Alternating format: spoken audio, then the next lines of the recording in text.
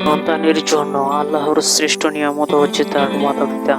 এ কারণে সন্তানের জীবনে মাতা-পিতার গুরুত্ব সবচেয়ে বেশি। তাদের অধিকার প্রদান করাই সন্তানের দায়িত্ব ও কর্তব্য।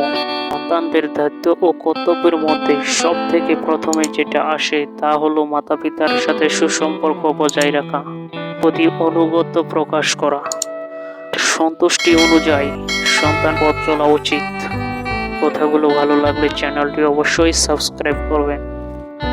এই তো গ্রামীণ শিশুর জীবন, এভাবে মাটিতে তোলাতে মিশে খেলে ছোট থেকে আস্তে আস্তে বড় হয় পিতামাতার আদরে।